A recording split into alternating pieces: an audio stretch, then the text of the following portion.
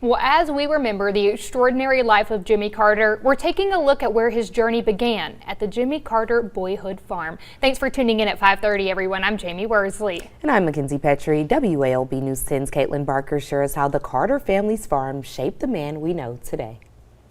Jimmy Carter and his family moved into his childhood home when he was only 4 years old.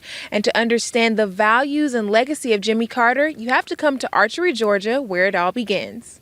The representation between this farm and his legacy is that it is very humble, and that is who he is. Jimmy Carter's grand legacy stems from humble beginnings. This former president lived on a farm that had no running water or electricity until his early teenage years. They ended up getting that water in 1935 thanks to the windmill that's located here on the farm, pumping water to the house. And then in 1938 is when they were able to get electricity thanks to the Rural Electrification Act.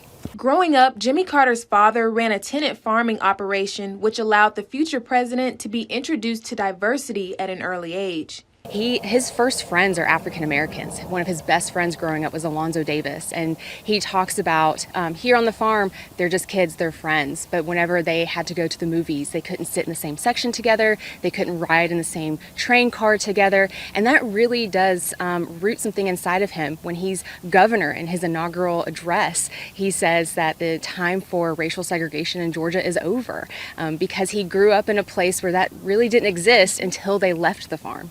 On the farm, Jimmy Carter had responsibilities like any teenager, but his chores included mopping cotton, blacksmithing chores, and tending to other farm duties.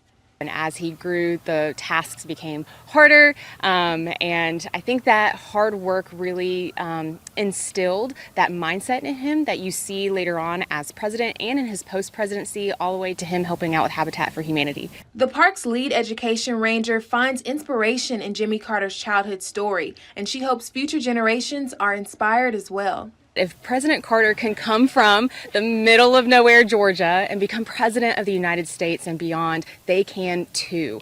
So don't let where you come from limit you to your potential. Even after his death, Jimmy Carter's legacy will continue to live on here at the Boyhood Farm for many years to come. I'm Caitlin Barker reporting in Archery for WALB, your hometown news source.